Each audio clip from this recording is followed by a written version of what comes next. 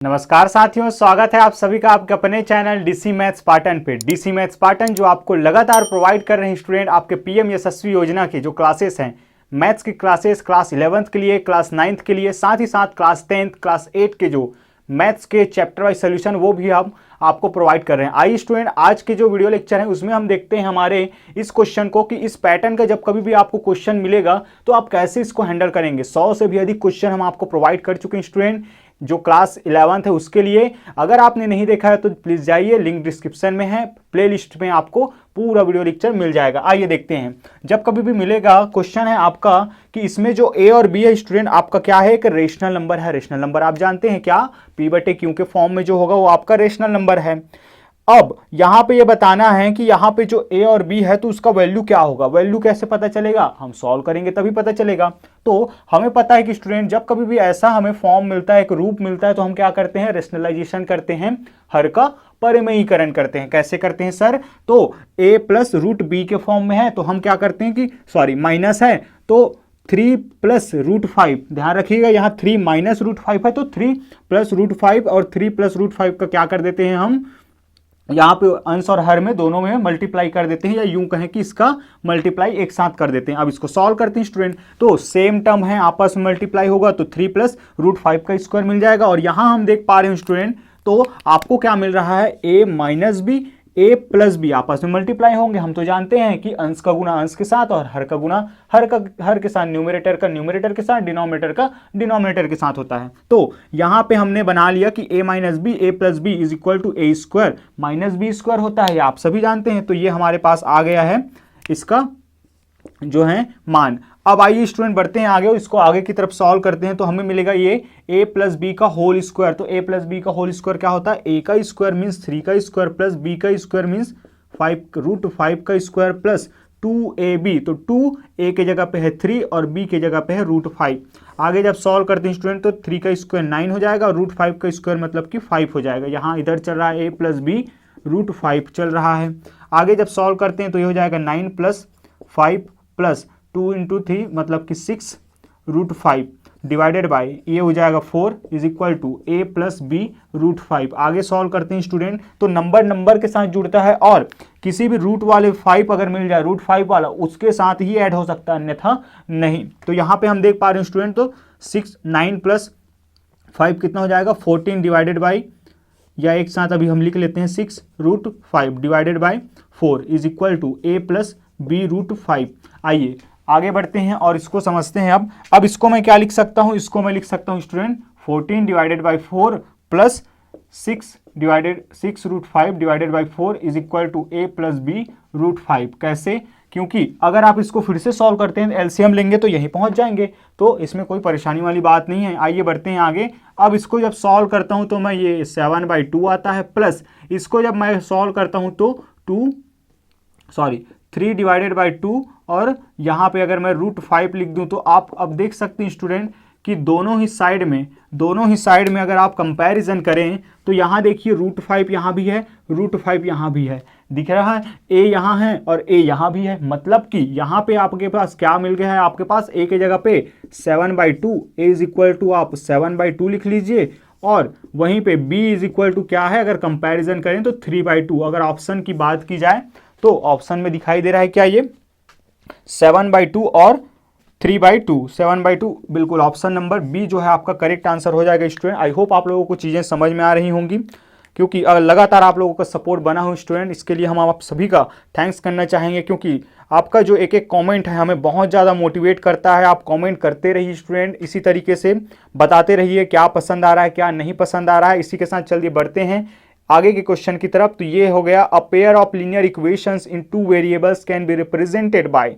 2 straight lines in case of which pair of equation do the straight line coincide. कि आप जानते हैं कि दो चरों का जो रैखिक समीकरण है वो कैसा होता है, आपके लीनियर इक्वेशन जो होते हैं वो क्या सरल रेखाओं को निरूपित करते हैं स्टूडेंट। अब आपको ये बताना है कि किस कंडीशन के लिए इसमें से ऐसा कौन सा इक्वेशन है जो कि संपाती होगा, मतलब कि उनके जो रेखाएं हैं संपाती होंगे। संपाती का अर्थ क्या है, एक के ऊपर एक, मतलब कि सारे पॉइंट्स क्या हो जाएंगे स्टूडेंट, आपके एक दूसरे पे टच करेंगे। मतलब कि याद आया क्या, अनंततः अनेक हल, मतलब कि आपको इन जो इक्वेशन है उसको किसके लिए सॉल्व करना है, अनंततः अनेक हल के लिए। एक बार जरा मैं लिख के बता दूं आपको कि क्या होता है कंडीशन। तो फॉर इनफाइनाइट सॉल्यूशन अनंत हल के लिए आप जानते हैं स्टूडेंट क्या, a1 divided by a2 is equal to b1 divided by b2 is equal to c1 divided by c2। ये अगर कंडीशन फॉलो हो जाता है तो हम कह देते हैं कि क्या, कि जो गिवन हमारा लीनियर इक्वेशन का जो पेयर ऑफ लीनियर इक्वेशन हमें मिला है वो क्या हो जाएगा, जो युग्म मिलता है वो आपका जो है कोइंसाइड या अनंततः अनेक हल के लिए हल प्रदान करेगा। अब आइए देखने हैं, अब आपका काम यही रहेगा कि सभी को आपको क्या करना है, पुट करके देखना है स्टूडेंट। आइए मैं आपको एक बार जरा बता देता हूं। फर्स्ट में अगर हम देखें तो हमारे पास है 2x plus 3y minus 9 equal to 0 and 4x plus 6y minus 18 is equal to 0। अब इसमें क्या है, ये है a1, ये है b1, ये है c1, ये है a2, ये है b2, ये है c2। मतलब कि इक्वेशन 2 से a2, b2 और c2 निकलेगा, इक्वेशन 1 से a1, a1, b1 और c1 निकलेगा। आइए तो a1 डिवाइडेड बाई a2 जब करते हैं हम तो क्या मिल जाएगा हमें, 2 divided by 4 equal to 3 divided by 6 equal to minus 9 divided by minus 18। Solve करते हैं स्टूडेंट तो ये मिल जाएगा 1/2, ये भी मिल जाएगा 1/2 और यहाँ भी मिल जाएगा 1/2। आइए इस तरीके से तो आपको आंसर पता ही चल गया स्टूडेंट, बट अपने प्रैक्टिस के लिए बाकी के बी, सी और डी को भी आप सॉल्व करेंगे, क्योंकि यहाँ पे आप देख सकते हैं कि a1 divided by a2, b1 divided by b2 और c1 डिवाइडेड बाई c2 सभी इक्वल आ रहे हैं। मतलब कि ये कंडीशन फॉलो हो गया। और किसके लिए हुआ स्टूडेंट, इस वाले इक्वेशन जो कि आपका ए है, इक्वेशन नंबर जो पेयर दिया गया है वो ए है, तो ऑप्शन नंबर ए जो होगा करेक्ट आंसर हो जाएगा। सो स्टूडेंट देखते हैं नेक्स्ट क्वेश्चन को। नेक्स्ट क्वेश्चन है आपका, अ bag contains red, white and green balls in the ratio 3:4:5 कि एक जो है वो बैग में क्या है आपके पास, लाल गेंदे हैं और आपके पास सफ़ेद गेंदे हैं और हरी गेंदे, उनका जो रेशियो है वो कुछ इस प्रकार है स्टूडेंट कि उनका जो मात्रा है वो 3:4:5, 3:4:5 के अनुपात में है उस बैग में। तो और बता दिया गया है कि उस बैग में जो है ग्रीन जो है वो 80 है, 80 है, 80 की संख्या में है। तब आपको टोटल नंबर ऑफ बॉल्स आपको बताने हैं। तो कुछ नहीं, इस तरीके के क्वेश्चन में आपको रेशियो को क्या मान लेना है, वेरिएबल के साथ, कि मान लीजिए कि रेड कितने हैं आपके पास, 3 के है स्टूडेंट, 3 के हैं, फिर व्हाइट कितने हैं आपके पास, 4 के हैं, एंड ग्रीन कितने हैं आपके पास, 5 के हैं। अब अकॉर्डिंग टू द क्वेश्चन अगर हम देखें, प्रश्नानुसार अगर हम देखें, बात करें स्टूडेंट, तो यहाँ पे जो ग्रीन है वो कितना है, इसमें 80 है, बट रेशियो में देखें तो 5 के आ रहा है। इसका मतलब के का जो मान है वो सबसे पहले पता करना होता है। तो के का मान देगा कौन, ये ग्रीन देगा, क्योंकि उसके नंबर हमें पता है। दैट मीन्स कि 5 के इज इक्वल टू हो जाएगा आपका 80, के इज इक्वल टू हो जाएगा यहाँ पे 16, के इज इक्वल टू 16 हो जाएगा। देयरफॉर रेड बॉल्स अगर बात की जाए स्टूडेंट, लाल गेंदों की, तो कितना हो जाएगा, ये है 3 के, मतलब कि ये हो जाएगा आपका 48। वहीं बात की जाए आपके पास व्हाइट बॉल्स की, तो ये कितने हो जाएंगे, ये हो जाएंगे स्टूडेंट आपका 4 × 16, तो 4 × 16 हो जाएगा आपका 64, और 5 के तो आपका दे दिया ही गया है 80। इसका मतलब टोटल नंबर ऑफ बॉल्स अगर आपको पता करना है तो टोटल नंबर ऑफ बॉल्स क्या कर लीजिए, इसको ऐड कर दीजिए। तो 48 + 64 + 80 इज इक्वल टू कितना हो जाएगा स्टूडेंट, यहाँ से अगर हम ऐड करें तो 8 + 4 हो जाएगा आपका 12, 12 का 2 कैरी 1, 9, 9 + 6 हो जाएगा 15, और 15 और 9 हो जाएगा 15 और 4 हो जाएगा 19। 192 आपको मिल रहा है। क्या ऑप्शन में 192 है? बिल्कुल स्टूडेंट, ऑप्शन नंबर सी हमारा करेक्ट आंसर हो जाएगा 192। 192 जो है पूरा गेंदों की संख्या है उस थैले में। आइए बढ़ते हैं आगे की ओर और आपको ले चलते हैं इस क्वेश्चन की ओर। बहुत ही अच्छा क्वेश्चन है स्टूडेंट अपने आप में, कि आपको क्या दे दिया जा रहा है, एक सेट दिया जा रहा है। सेट बोलने से आपको घबराना नहीं है। सेट एक्स यहाँ पे दे दिया जा रहा है, वो क्या है आपका 4, 6, 2, 8 और एक कैपिटल ए, फिर 12 और 15। साथ ही साथ स्टूडेंट यहाँ पे बता दिया गया है कि इसके जो हैं उस सेट का जो है एवरेज, एवरेज आप जानते हैं क्या, number of scores divided by sorry, sum of score divided by number of score, की प्रेक्षणों का योग बटे प्रेक्षणों की संख्या। आप जानते हैं समांतर माध्य भी आप कह सकते हैं।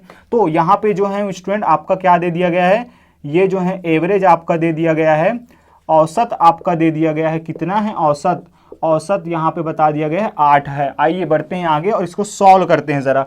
सबसे पहले तो आपको ए का मान निकालना होगा, तभी आप मीडियन निकाल सकते हैं। मीडियन पूछा जा रहा है यहाँ पे। सबसे पहले तो ये अननोन क्वांटिटी हमें चाहिए, तो हमें पता है स्टूडेंट की मीन क्या होता है। मीन होता है आपका, जरा मैं बता दूं, या एवरेज, यहाँ पे जो वर्ड यूज किया जा रहा है उसके अनुसार अगर हम देखें तो प्रेक्षणों का योग बटे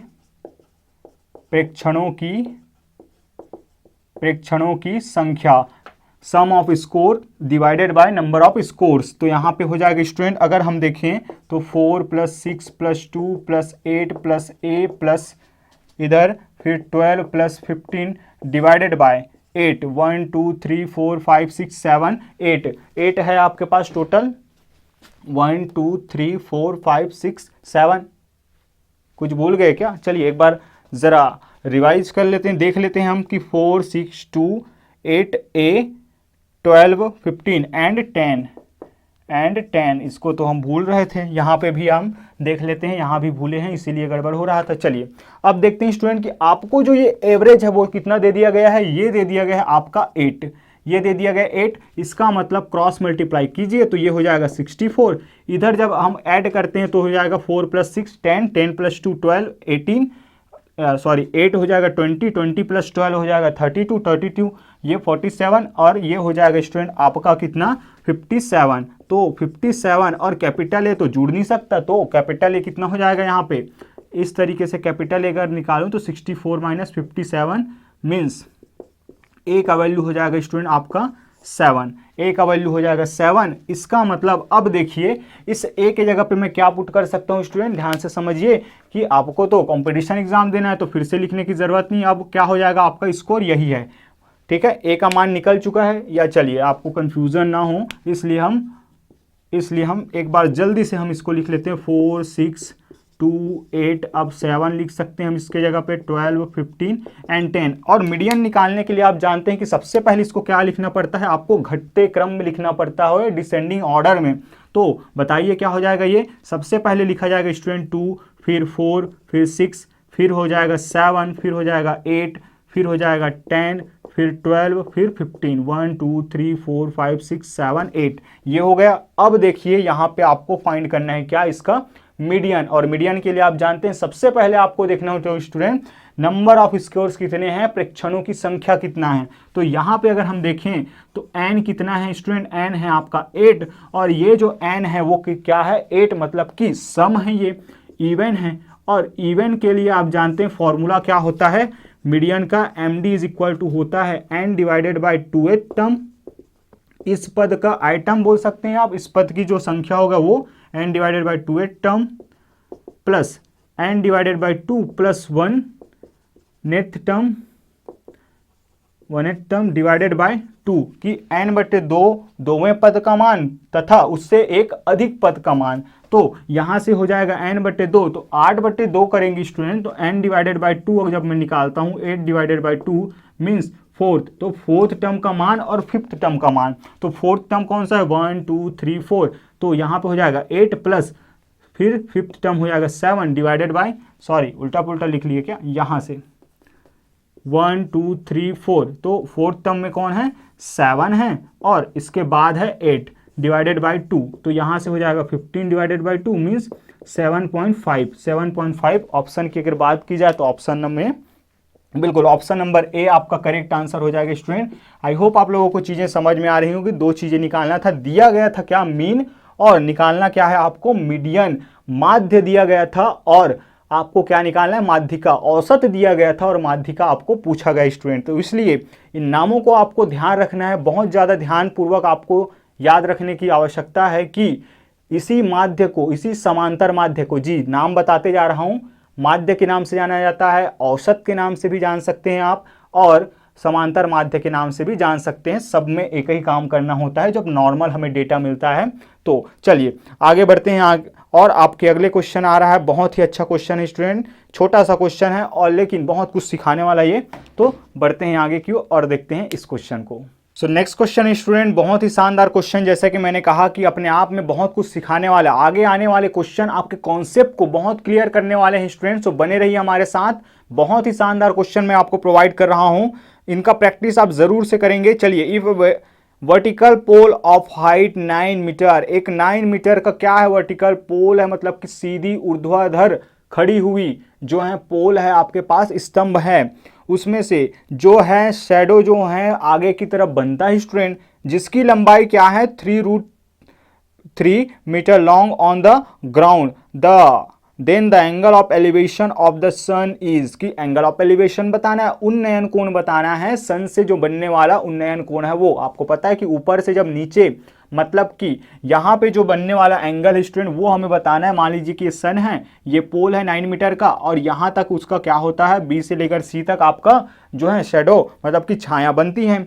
अब इसको बताना है कि ये एंगल ऑफ एलिवेशन क्या होगा। बहुत ही शानदार क्वेश्चन है, बड़ा ही सरल। आप जानते हैं आपको क्या लगाना है, टेन थीटा। टेन थीटा क्यों सर, क्योंकि ए बी और बी सी मतलब कि परपेंडिकुलर और आधार आपके पास है, थीटा निकालना है। तो टेन थीटा में हम जानते हैं क्या होता है, परपेंडिकुलर अपॉन बेस, मतलब कि होता है स्टूडेंट लंब बटे आधार। लंब बटे आधार हो गया। अब लंब का मान आप डायरेक्ट आप पुट कर सकते हैं इस तरीके से, tan theta is equal to क्या हो जाएगा स्टूडेंट, 9 डिवाइडेड बाय 3√3। आगे जब हम इसको सॉल्व करते हैं तो tan theta is equal to हो जाएगा ये 3 डिवाइडेड बाय √3। अब इसका वैल्यू आपको नहीं पता है तो हम जानते हैं √3 को क्या लिख सकते हैं हम, थ्री को हम क्या लिख सकते हैं, √3 इंटू √3। सॉल्व करेंगे, √3 आपस में जब सॉल्व होते हैं तो 3 ही देता है। तो इस तरीके से हम tan theta is equal to क्या लिख सकते हैं, √3 इंटू √3 डिवाइडेड बाय √3। इसको हमने इस तरीके से लिख लिया, ये रहा कैंसल हुआ।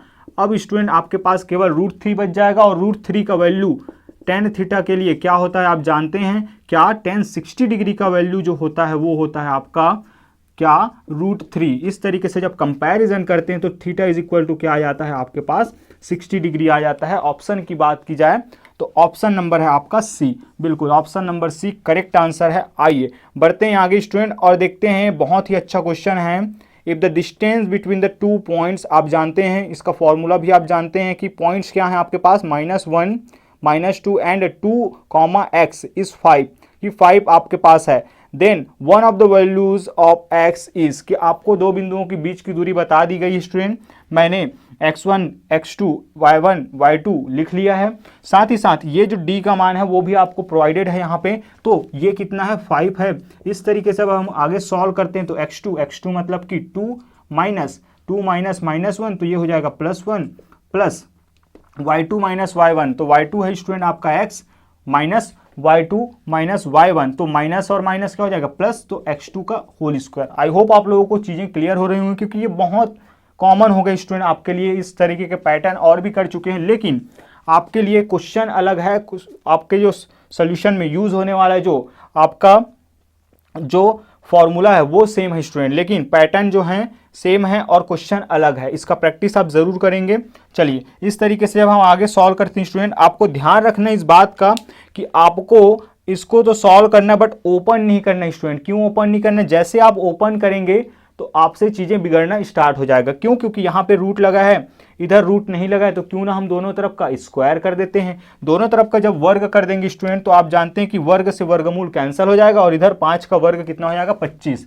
तो दोनों पक्ष में जब वर्ग करते हैं तो हमें कुछ इस तरीके का चीज मिलेगा कि 2 + 1 हो जाएगा 3 का स्क्वायर प्लस x + 2 का होल स्क्वायर, ये हो गया। अब इस तरीके से ये हो गया 25 बराबर यहाँ पे 9 + x + 2 का होल स्क्वायर। आगे जब सॉल्व करते हैं 9 इधर आ जाएगा तो क्या हो जाएगा 16 इज इक्वल टू x + 2 का होल स्क्वायर। इस तरीके से अगर हम देखें स्टूडेंट तो x + 2 का होल स्क्वायर फिर से यहाँ हो जाएगा √16। इस तरीके से x + 2 इज इक्वल टू +-4 हो गई स्टूडेंट। एक बार जब प्लस लेते हैं तो क्या आ जाएगा, ये x is equal to 4 - 2 means x is equal to हो जाएगा 2। एंड एक बार जब माइनस हम लेते हैं तो x इज इक्वल टू ये हो जाएगा -4 - 2 मतलब कि x इज इक्वल टू -6। आइए देखते हैं क्या है हमारे ऑप्शन में। अगर ऑप्शन की बात पक्षांतर करना आपको आता ही होगा, इसमें कोई डाउट वाली बात नहीं है। 3 है, -2 है, 6 है, -6 है। देखिए यहाँ पे दो वैल्यू आया है, पहला है आपका 2 और -6, लेकिन इसमें से केवल -6 आपके पास दिखाई दे रहा है स्टूडेंट। इस तरीके से हम कह सकते हैं कि जो ऑप्शन नंबर डी है वो आपका करेक्ट आंसर होगा, क्योंकि -6 बस दिखाई दे रहा है यहाँ पे, तो यही होगा। बढ़ते हैं आगे और देखते हैं इस क्वेश्चन को। बहुत ही अच्छा क्वेश्चन हमारे पास आ रहा है स्टूडेंट की the mean of 5 number is 30, a 6 number is added, कि छठवें नंबर को यहाँ पे जोड़ा जाता है तो क्या होता है, the new mean of 6 number is found to be 31। The 6 number is, कि 5 नंबर को आपको ऐड किया जाता है स्टूडेंट। मान लीजिए कि 5 नंबर क्या है आपके पास, x1 plus x2 plus x3 plus x4 plus x5 is equal to, क्योंकि ये मीन है तो ये डिवाइडेड बाई 5 भी होगा। अभी अभी हमने फॉर्मूला देखा है कि जितने नंबर्स हैं उसका सम कर दीजिए और जितने नंबर हैं उससे लिखकर उसको भाग दे दीजिए। तो यहाँ पे ये क्वेश्चन कह रहा है कि ये 30 आता है। इस तरीके से अगर हम देखें तो x1 plus x2 plus x3 plus x4 plus x5 ये क्या आ जाएगा, क्रॉस मल्टीप्लिकेशन करेंगे तो 150, इक्वेशन नंबर 1। साथ ही साथ अब ये बोला जाता है स्टूडेंट कि इसमें एक छठवें नंबर को ऐड किया जाता है, शामिल किया जाता है, तब जो है मीन क्या हो जाता है, तब जो है according to the question x2 plus x1 x2 x3 plus x4 x5 plus x6 is equal to, ये हो जाता है आपका 31। यो छठवां नंबर शामिल हो गया, मतलब 6 से भाग देना है। अब देखिए स्टूडेंट यहाँ पे जो है चीज़ें कैसे चेंज होती हैं। जैसे ही आप 6 से क्या करते हैं, इसको डिवाइड करते हैं तो इस तरीके का चीज़ आपको दिखाई देता है कि 31 आता है। अब वही की क्रॉस मल्टीप्लाई करेंगे तो ये 6 इसके साथ मल्टीप्लाई हो जाएगा तो क्या मिल जाएगा आपको, यहाँ पे मिल जाएगा, ये 6 से मल्टीप्लाई जब होगा तो यहाँ पे हो जाएगा स्टूडेंट आपका 186 हो गया। इक्वेशन नंबर 2, इक्वेशन नंबर 2 मैं दे दूँ। अब ज़रा ध्यान से देखिए, क्या सेम चीज़ वही है, यहाँ तक का वैल्यू आपको नहीं पता? बिल्कुल पता है सर। क्या कि मैं x1 plus x2 plus x3 plus x4 plus x5 क्या लिख सकता हूँ, 150 प्लस x6, इसी को तो मुझे फाइंड करना है और 186 इसके इक्वल में साथ चला आ रहा है। इस तरीके से अगर हम देखें तो x6 इज इक्वल टू क्या हो जाएगा, 186 माइनस 150, 186 माइनस 150, तो ये हो जाएगा student x6 is equal to 36। बहुत ही शानदार क्वेश्चन है, बहुत ही अच्छे से आपको प्रैक्टिस करना चाहिए स्टूडेंट। इस क्वेश्चन का अपने आप में एक अलग पैटर्न है। अभी तक के जितने सारे 100 से भी अधिक क्वेश्चन कर लिए हैं, लेकिन इस पैटर्न का क्वेश्चन अभी तक नहीं किए हैं, पहला क्वेश्चन है इसमें से। चलिए इस तरीके से देखें तो ऑप्शन नंबर सी आपका करेक्ट आंसर निकल के सामने आ रहा है स्टूडेंट। आइए बढ़ते हैं आगे और एक शानदार सा क्वेश्चन आपके सामने फिर से आने वाला है। थ्योरम से रिलेटेड क्वेश्चन है, आपको रिकॉल करने के लिए आपके काफ़ी है स्टूडेंट, मेमोराइज करने के लिए काफ़ी है, ये बहुत ही अच्छा क्वेश्चन आ रहा है। सो चलिए बढ़ते हैं आगे और डिस्कस करते हैं इसके जो है थ्योरम्स पर कि क्या आंसर सही होगा। सो आइए स्टूडेंट देखते हैं अगले क्वेश्चन को, जो कि आ रहा है आपके सर्कल से रिलेटेड जो थ्योरम है उससे, कि consider the following statements. First, if the angles subtended by the chords of a circle at the center of the circle are equal, then the chords are also equal, कि किसी वृत्त के केंद्र पर समान जीवाएं, जो बराबर जीवाएं हैं, अगर समान कोण अंतरित करती हैं तो वे जीवाएं क्या होती हैं स्टूडेंट, बराबर होती हैं, ऐसा इनका कहना है। सेकंड है, if the two chords of a circle are equal, then their corresponding arcs are congruent, कि किसी वृत्त की दो जीवाएं अगर बराबर हैं तो उनके जो संगत चाप हैं वो भी क्या होंगे स्टूडेंट, आपके जो ये जो चाप हैं वो सर्वांग सम होंगे। आइए इनको समझते हैं, बड़ा ही सरल सा है। इसमें जो ऑप्शन है, बहुत सारे ऑप्शन है, उसको भी बात करेंगे, लेकिन सबसे पहले थ्योरम की बात की जाए तो थ्योरम तो आप बदल नहीं सकते, वो निश्चित है स्टूडेंट। सही जवाब है ये कि अगर टू इक्वल कॉर्ड्स हैं और वे जो दो कॉर्ड हैं स्टूडेंट, दो जो जीवाएं हैं वो अगर सेंटर इसका केंद्र है ओ पे, अगर समान कोण मान लीजिए थीटा अंकित करते हैं, कुछ भी हो सकता है, 30 डिग्री हो सकता है, 45 डिग्री हो सकता है दोनों, लेकिन शर्त यही है कि जो दोनों जो जीवाएं हैं अगर बराबर कोण अंतरित करती हैं तो ये जो ए बी और ये जो P Q student red marker से जो आपको दिखाई दे रहे हैं ये जीवाएं हैं इनकी, तो ये क्या होते हैं, बराबर होते हैं। तो पहले क्या जवाब अगर देखें हम तो ए बी यहाँ पे बराबर होगा क्यू पी के, क्योंकि ये तो सही जवाब है, या पी क्यू के वहीं साथ ही साथ जो दूसरा नंबर का जो ऑप्शन है कि इनके जो संगत चाप हैं स्टूडेंट, ये जो संगत चाप हैं वो क्या होंगे, आपके सर्वांग सम होंगे, बिल्कुल सर्वांग सम होंगे। सिंपल सा है, बाकी इधर उधर जाने की जरूरत नहीं है कि आप अगर इस टुकड़े को इसके ऊपर, इस वाले चाप को पी क्यू को अगर इसके ऊपर आप रखते हैं तो पूरी तरीके से ढक लेगा। ये तो हमने सीखा ही है। अगर ढक लिया मतलब कि ये क्या है स्टूडेंट, आपका अपने आप में कॉन्ग्रुएंट होगा, ये जो है सर्वांग सम होगा। इसका मतलब है इसमें अगर ऑप्शन की बात की जाए तो कौन सा ऑप्शन यहाँ पे मैच होता है कि बोथ 1 and 2 आर ट्रू। चलिए, मतलब कि दोनों ही प्रथम एवं द्वितीय जो आपके आंसर हैं वो करेक्ट आंसर हैं स्टूडेंट। तो ऑप्शन नंबर जो ए है वो करेक्ट आंसर हो जाएगा। ध्यान से समझ लीजिएगा स्टूडेंट, वीडियो रिवाइंड करके देख लीजिएगा स्टूडेंट। अगर किसी प्रकार की अगर कोई शंका है तो आप यहाँ पे कमेंट कर सकते हैं। आइए बढ़ते हैं आगे।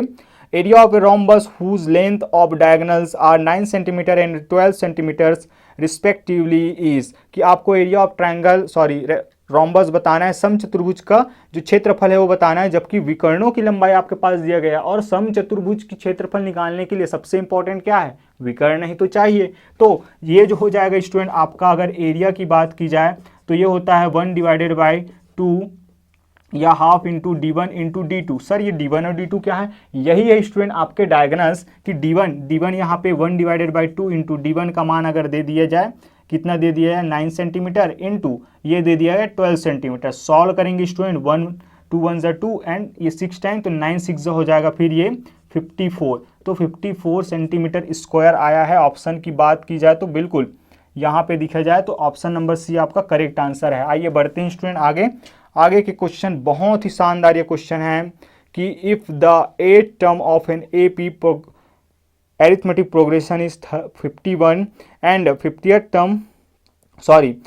term is 33, then the sum of the first 10 terms of the AP की आपको प्रथम जो है स्टूडेंट आपको 10 पदों का जो योगफल है वो निकालना है। और दिया क्या गया है, पदों के मान दे दिया गया है, 8वां टर्म दे दिया गया स्टूडेंट। और जानते हैं आप 8वें टर्म को मैं क्या लिख सकता हूं, A धन 7D। 8वां बोला गया है तो 7 से D को गुणा कर देंगे। ये कितना दे दिया गया स्टूडेंट आपका 51 दे दिया गया है। इक्वेशन नंबर 1 बना दीजिए। इसी तरीके से जो 5th टर्म दिया गया है तो A प्लस 5th मतलब कि 5वां, तो एक कम करके D इसके साथ मल्टीप्लाई कर देंगे, ये 33। Equation number 2।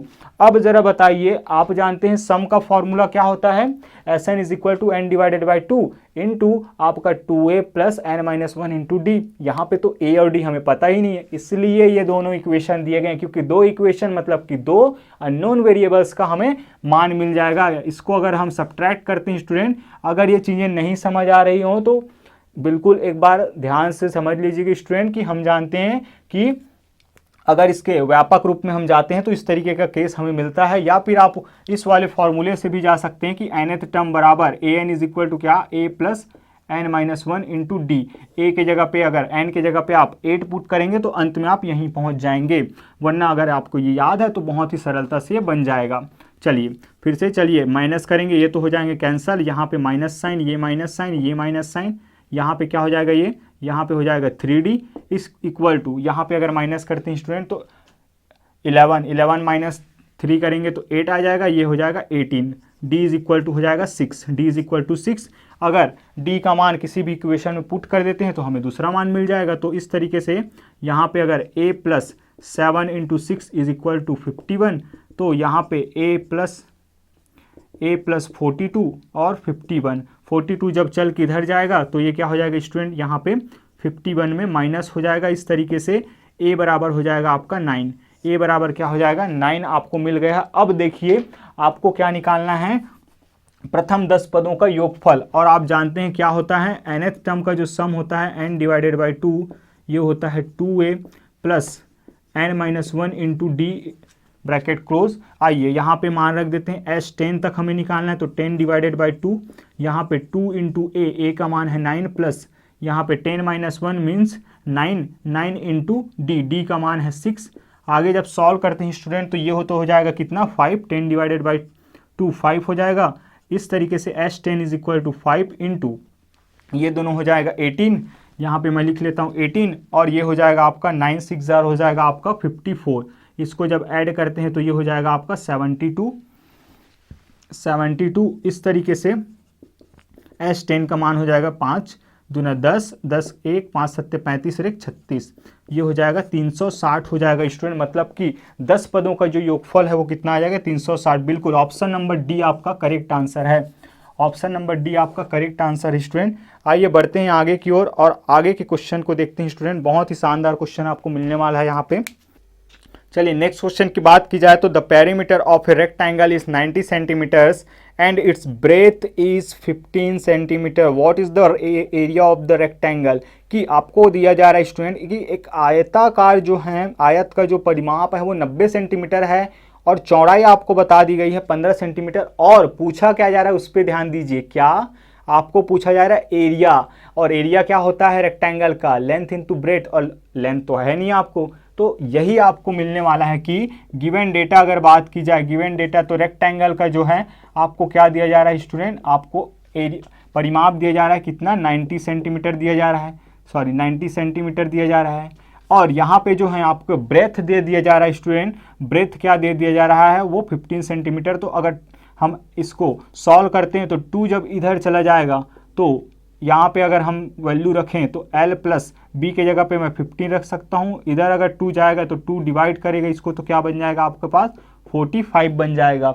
चलिए आगे जब सॉल्व करते हैं तो l is equal to 45 minus 15, तो इस तरीके से l का मान कितना जाएगा 30 आ गया स्टूडेंट। अब लेंथ आपके पास है और ब्रेथ क्या दिया गया था, breadth, since breadth is equal to 15 degree, तो लेंथ और ब्रेथ है मल्टीप्लाई कर दीजिए, therefore area is equal to L into B, means ये हो जाएगा स्टूडेंट आपका 30 इंटू 15, तो ये हो जाएगा आपका 45। तो सेंटीमीटर में चीज़ें दी गई थी तो ये हो जाएगा 450 वर्ग सेंटीमीटर, स्क्वायर सेंटीमीटर। बिल्कुल option number A, option number A correct answer है। थोड़ा शॉर्टकट बनाने का प्रयास है स्टूडेंट ताकि आपका टाइम ज़्यादा बच पाएँ और आपको ज़्यादा से ज़्यादा क्वेश्चन हम करा पाएँ यहाँ पे।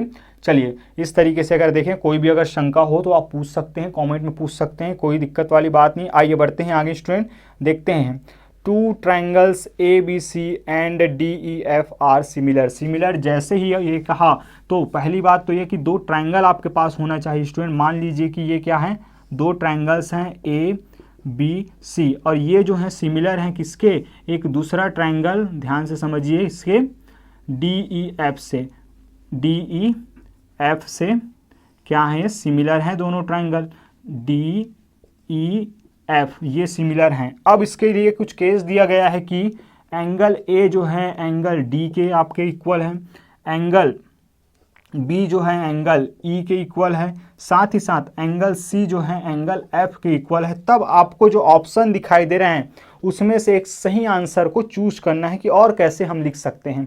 हम जानते हैं कि इसको सिमिलैरिटी में हमें ध्यान देना होता है स्टूडेंट कि जो संगत कोण है वो दूसरे ट्रायंगल के संगत कोण के साथ ही लिखा जाए, मतलब कि उसी स्थान पे लिखा जाए। क्या कह रहे हो सर, कहने का अर्थ है इसमें अगर हम ध्यान दें तो आपके पास कई ऑप्शन है, जैसे कि ABC, एक तरीका तो ये है, कोई दिक्कत नहीं है क्योंकि ABC ट्रायंगल ABC सिमिलर है DEF के, तो A के जगह पे D, B के जगह पे E और C के जगह पे F है। आइए इसी चीज़ को मैच करता हुआ इसमें से हमें अगर देखें तो पहला ऑप्शन आपके लिए उभर कर आएगा स्टूडेंट, पहला ऑप्शन उभर कर आएगा आंसर के रूप में। लेकिन अगर दूसरे की तरफ अगर देखें तो देखिए दूसरे ऑप्शन में C पहले में लिखा है, लेकिन सिमिलैरिटी में देखें तो C का दोस्त कौन बन रहा है E, तो लेकिन हम तो C का दोस्त F को बनाए हैं, इसका मतलब ये गलत है। वहीं बात की जाए ऑप्शन नंबर C की तो B का दोस्त कौन बन रहा है E, चलिए B का दोस्त तो E बन गया, लेकिन C का दोस्त D बन रहा है, C का दोस्त D बन रहा है, मतलब कि आंसर गलत। क्यों, क्योंकि D तो किसका दोस्त है, A का दोस्त है। इसी तरीके से आपको ध्यान रखना है स्टूडेंट, और आप पाएंगे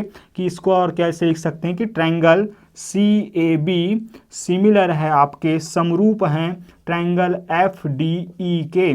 देखिए A का दोस्त कौन, F बना, गड़बड़ हो गया, C का दोस्त कौन, F बना, C का दोस्त F, बिल्कुल ये तो हो गया यहाँ पे, ठीक। फिर B का दोस्त कौन बना, A का दोस्त कौन बना, D बना, ये रहा A का दोस्त D, B का दोस्त E, तो B के जगह पे यहाँ पे DE है। तो इस तरीके से ये है। चलिए आगे बढ़ते हैं स्टूडेंट, आगे हम देख पा रहे हो कि the quadratic equation 2x square minus √7x + 1 is equal to 0 has, कि यहाँ पे बताना है आपको कि रूट्स के बारे में ये क्वेश्चन है स्टूडेंट, मूलों के बारे में ये क्वेश्चन है, और मूल के बारे में आप जानते हैं कि मूलों की प्रकृति के बारे में कि इसको कैसे फाइंड किया जाता है और किस किस प्रकार के आपको जो प्रकृति है वो प्राप्त होती है। नहीं याद है कोई बात नहीं स्टूडेंट, हम आपको अभी बता देंगे, इसमें कोई भी दिक्कत वाली बात नहीं है। बहुत ही शानदार क्वेश्चन है, लगातार इस क्वेश्चन को आप पाएंगे स्टूडेंट आपके 10th लेवल के जो एग्ज़ाम है उसमें अक्सर देखने को ये मिलता है, इसलिए इसके जो प्रिपरेशन है आपको अच्छे से करना है। सबसे पहले तो आपको एक क्वाड्रेटिक इक्वेशन लिख लेना है जो कि है आपका 2x² माइनस √7x + 1 = 0। अब आप जानते हैं कि ये a है, ये b है और ये c है, तो a की जगह पे है 2, b की जगह पे है -√7 और c की जगह पे है 1, और इस तरीके से d = b² - 4ac आप लगा दीजिए। आप जानते हैं क्या, विविक्त कर विभेदक या डिस्क्रिमिनेंट निकालने का फॉर्मूला जो कि हमें नेचुरल देता है, नेचर देता है। तो यहाँ से d = b² means √7² - 4 into a की जगह पे 2 इंटू c की जगह पे 1 है। आगे जब सॉल्व करेंगे स्टूडेंट तो √7² क्या हो जाएगा आपका 7, और माइनस की स्क्वायर क्या होता है आपका माइनस का प्लस हो जाता है, तो 7 - 8। तो इस तरीके से d = -1 हो गया। सिंस आप जानते हैं d इज लेस देन 0, तो इस केस पे आपको जो है इमेजिनरी जो रूट्स हैं, इमेजिनरी मतलब कि काल्पनिक आपको मिलती है स्टूडेंट। काल्पनिक मतलब कि वास्तविक नहीं। ऑप्शन की बात की जाए तो ऑप्शन के अनुसार आपको भरना है मोर देन 2 रियल रूट्स, हो ही नहीं सकता, ये 2 से अधिक हो ही नहीं सकता। क्वाड्रेटिक इक्वेशन में कितना मिलता है आपको, 2 ही मिलता है मैक्सिमम। फिर नो रियल रूट मतलब कि ऑप्शन नंबर बी जो है आपका करेक्ट आंसर हो जाएगा। कोई भी वास्तविक आपके पास क्या जो है रूट्स नहीं होंगे, 2 इक्वल रियल रूट्स, बाकी तो होगा ही नहीं, तो आगे जाएंगे ही नहीं। आगे बढ़ते हैं और सिंपल सा एक फॉर्मूला पर बेस ये क्वेश्चन आ रहा है स्टूडेंट, आपके कॉन्सेप्ट को बूस्ट करने वाला ये फॉर्मूला है। चलिए यहाँ पे अगर हम देखें तो आपको मिल रहा है कि आपके एक ट्रायंगल दे दिया गया स्टूडेंट, यहाँ पे दिख पा रहा होगा, बिल्कुल दिख पा रहा है। एक ट्रायंगल दे दिया जा रहा है, मान लीजिए कि ये ट्रायंगल क्या है, ए है, बी है, सी है, जिसमें ये बोला जा रहा है कि जो ट्रायंगल में है BC और AC जो है इक्वल है। तो ये रहा BC और ये रहा AC, ये क्या हो गए, इक्वल हो गए। अगर किसी भी ट्रायंगल के 2 साइड इक्वल, इसका मतलब उसके अपोजिट एंगल्स भी इक्वल, आप जानते हैं। अब आपको ये जो है एंगल B का मान 72 डिग्री दिया जा रहा है, B का मान 72 डिग्री और एंगल C पूछा जा रहा है। अब जिनको नहीं पता वो ध्यान से समझेंगे स्टूडेंट कि ये और ये साइड अगर इक्वल हैं तो इसके सामने मतलब कि ये जो है वो एंगल और इसके सामने ये जो है वो एंगल वो आपस में बराबर होते हैं। तो ये 72 तो ये भी कितना 72 हो जाएगा। अब एंगल C इसीलिए पूछा गया है। तो आप देख सकते हैं कि ट्रायंगल के सभी कोणों का योग कितना होता है, angle sum property of A triangle से अगर बात करें तो 180 डिग्री हो जाता है। इन दोनों का योग अगर देखें तो 144 तो खुद आ रहा है। तो यहाँ पे अगर देखें स्टूडेंट तो एंगल C कितना आ जाएगा, 180 में आप 144 अंश को जब माइनस कर देते तो एंगल C हो जाएगा स्टूडेंट यहाँ पे ये 36 डिग्री। अगर चीज़ें समझ में नहीं आई होंगी तो ये तो गड़बड़ मामला होगा स्टूडेंट। यहाँ मैं नहीं कहूँगा कि आप कमेंट करके मुझे बताइए, क्योंकि ये तो बच्चों वाली क्वेश्चन है कि angle sum property of A triangle की त्रिभुजों के कोणों के योग गुणधर्म की तीनों कोणों का योग 180 अंश, तो 2 कोणों का मान दे दिया गया है, तीसरा कोण निकालना आसान है। चलिए आगे बढ़ते हैं और देखते हैं हम इसमें इस वाले क्वेश्चन को स्टूडेंट। अच्छा ऑप्शन नंबर ये हो जाएगा आपका, ऑप्शन नंबर है ये 36 option number D.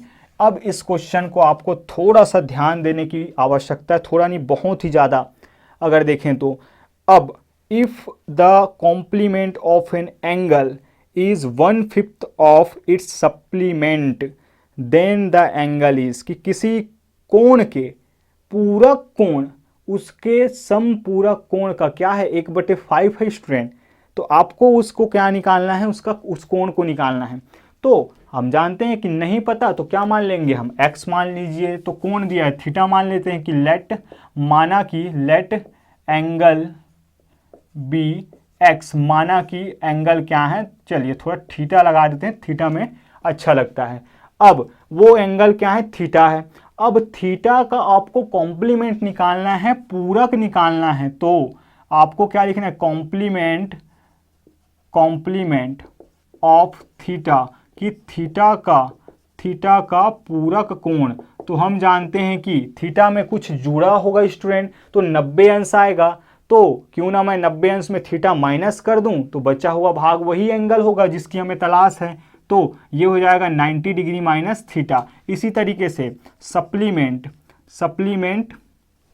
Supplement of theta मतलब कि थीटा का क्या स्टूडेंट समपूरक कोण अगर हम बात करें तो ये हो जाएगा आपका 180 degree minus theta, 180 degree minus theta. आइए अकॉर्डिंग टू द क्वेश्चन लगाते हैं। प्रश्नानुसार बात की जाए तो किसी कोण मतलब इस थीटा का जो ये कॉम्प्लीमेंट एंगल है वो इसके सप्लीमेंट एंगल का क्या है, 1/5 है, मतलब कि 1/5 गुना है।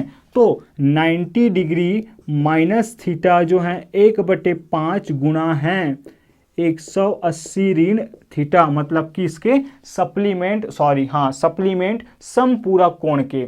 आई होप आप लोगों को चीज़ें समझ में आ रही होंगी स्टूडेंट। चलिए यहाँ से अगर हम सॉल्व करें तो यहाँ से अगर हम क्रॉस मल्टीप्लाई करें स्टूडेंट तो 5 से जब ये मल्टीप्लाई होगा तो 450 डिग्री माइनस ये 5 theta is equal to 180 degree minus theta. Theta को थीटा के पास भेजिए, डिग्री को डिग्री के पास भेजिए। तो यहाँ से हो जाएगा -5 theta plus theta is equal to 180 degree minus 450। तो यहाँ से हो जाएगा -4 थीटा इज इक्वल टू, यहाँ पे माइनस करेंगे स्टूडेंट तो बिल्कुल 0 से 0, 0 में 0 माइनस करेंगे 0 आ जाएगा। 15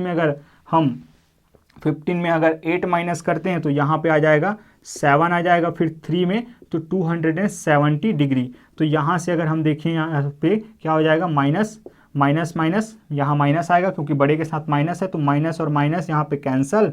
तो आगे जो कहानी होगी वो थीटा इज इक्वल टू क्या मिल जाएगा हमें, थीटा इज इक्वल टू हो जाएगा स्टूडेंट 270 डिग्री डिवाइडेड बाय 4 हो जाएगा। आगे जब सॉल्व करते हैं तो ये क्या मिल जाएगा, आइए देखते हैं। तो 4 1 जा 4 हो जाएगा और 4 6 जा हो जाएगा आपका कितना 24, 3 बचा 30 बनेगा, तो 7 टाइम्स चला जाएगा, फिर कितना बच जाएगा 20 बनेगा, तो 0.5 मतलब कि ये हो जाएगा 67.5 अंश 67.5 ऑप्शन नंबर बी है स्टूडेंट। इस तरीके से हमने आज की इस वीडियो लेक्चर में बहुत ही शानदार पैटर्न को आपके सामने लाने का प्रयास किया स्टूडेंट। आपके पास भी अगर कोई क्वेश्चन पेपर है तो आप हमें भेज सकते हैं। आज जो है 15 क्वेश्चन आपके लिए हमने सॉल्व किया है। आई होप आप लोगों को जो है हमारे वीडियो लेक्चर्स पसंद आएंगे।